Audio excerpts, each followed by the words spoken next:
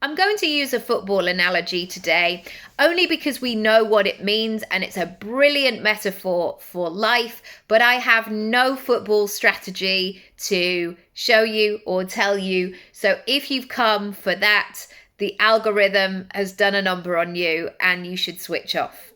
I want to talk about that moment where in your life you feel like you've been on the bench for a long time. My 9-year-old's going to be delighted that I'm using these analogies. We'll be like, Mom, you do know stuff. Yes, I do. Yes, I do.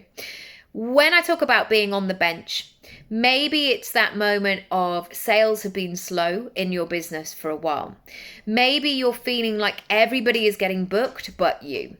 Maybe you're feeling like you're never quite part of the thing. Maybe your life has taken you in a direction where you haven't had excess energy, motivation, capacity to do all of the things. And life has just become a little bit mundane, a little bit ploddy. And I'm saying that because I've been there. Just going through the motions, getting the things done. What are we having for dinner? What are we having for breakfast? What are we doing today? Or let's do the same as yesterday. All of those actions.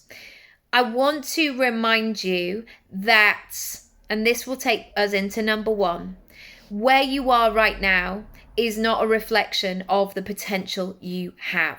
This period of time does not have to define you. I hear this sometimes where people reach 40 or they talk about how old they're getting and they're 36 or 24 or 29 and they say things such as, I guess that's it for me now.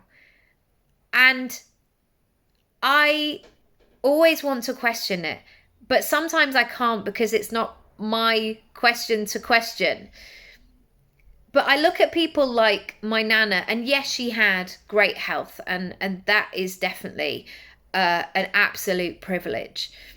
But she lived till she was 98 and a half. Very important, because when you get to those kind of numbers, the half is like another 6 months, golden. And she was on her own for, I don't know why I've got into this about my Nana, but it's part of the story. She was on her own for, I think, 16 years. And she had been taking care of my granddad. And of course, she was devastated when he died. But she also knew that she could have another chapter in her life. And again, she was well, she was privileged in that way. And she traveled and she met people and she had a great time and she dressed like Joan Collins and she chatted to strangers on planes. And even Matt and I, we took her to her family wedding and we brought her back and she met Tracy Emin and I don't know, it was a wild time. So your voice when you're in that sludge of like, oh, I'm on the bench, this is who I am, this is my whole personality. I want you to do whatever you need to do to take a step back and look at it. And maybe you need to look at it in terms of a percentage. Maybe you're looking at the last 20 years and you go, well, for the last 2 years, I've done hardly anything. That's nothing as a percentage. So make sure that you're paying attention to that bigger vision. Number 2, see what's going on. Pay attention. Look, observe, raise your awareness. Don't come into the situation blindly.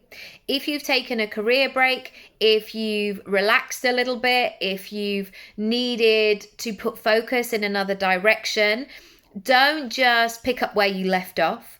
Check it out, see what's happening. So if you were in a football team, for example, see who's playing, what relationships have established, what's been going on. What's happening now? What are the dynamics? Do that in your industry, in your life, and it will make you feel really fresh and sharp. And it will also give you that boost of like, okay, I know what's what here. Number 3, start by warming up and telling people. Don't wait until you are 100% good to go. You see people footballers like doing I'm sitting in a chair, so I'm not going to do it, but the galloping up and down the touchline. You can see them like with their jackets on, but they're doing some high knees. Sometimes we have to do that earlier than we want. Sometimes we have to do it and like somebody will see us go, hear that like click when it's like, oh, she's not quite warmed up yet. No worries. Start by getting in the game. Build that momentum right now. Tell people you're coming back. Tell people what you're doing. Tell people what you've been doing recently. Tell people about where you're going next. Build that momentum. Don't wait for the big reveal. Warm up to it and bring people on the journey. Number 4, as much as society would have you believe that you had to worry about everybody else, you're not going to be able to control that. Meaning, people will live their lives. People are doing what they're doing. So if you spend your whole time looking around going, but they're doing that, or that, they're much further along, or they started at the same time as me and I feel like, and I'm not sure. That is like, even the gesture that I was giving you there, that's all noise. That's all right round your head. When you're moving forward, you don't want that. These are technical terms. You want calm. You want clarity. You want poise. You want the present moment. That's what you want in those moments. So your only job here is to play you versus you. How are you moving forward?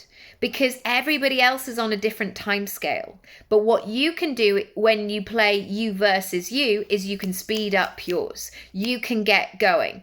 Oh, I'm going to do these 3 things today. Brilliant. Doing these 3 things, I am 3 times better than I was yesterday. I've noticed that shift. I've made that jump from here to here to here.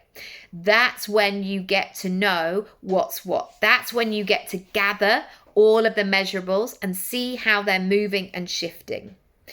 Number 5, the final point, you have to have the mindset to play. Sometimes you will be 100% backing yourself saying, yes, let's go. I'm excited. I can't believe how aligned I am. I can't believe how long I waited for this. This feels so right. I feel so on purpose. I can't wait to create impact. You're going to have all of the things like you might on a night out, like this is great. Yeah. And some days you're not. You're not going to have any of those things. You're going to have, is there any point? Can I really do this? I feel like rubbish today. I feel like I'm behind. Everybody else has got it figured out. I'm so tired. I've missed out on lost time. All of it. But ultimately, if you can come back to the decision of, I am here to play. I am here to be in the game, to get back on that pitch once again. That will serve you so, so well. Because when you bring awareness to all of these things, you're actually beginning to build a relationship with that, with those voices in your head, with the conscious and the subconscious, the self-sabotaging, the niggles, the parts of you also that you need to ignite again. You know, those like slightly sassy, like, yeah, I can do this. Watch me. I always talk about like my Scorpio fire. I'm way more of a Scorpio than I would like to be. But sometimes I have that Scorpio fire, which I don't know. I would say 4 or 5, it started, where somebody would tell me I couldn't do something. And I would, because I was trying to be polite and do all the right things, I wouldn't answer back. But on the inside, or I'd like go into another room and shut the door, and I would have that thing of, watch me, I will do it, and I'll prove you wrong, and I'll fucking show you. Like, I would have all of that.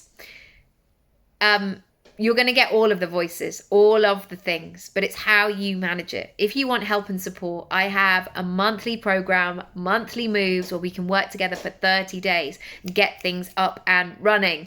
Or if you want to go all in, 100 days together, building your personal brand plan. I would love to hear from you. Book in a discovery call and we can go from there. Lots of love. Bye. And get off the bench.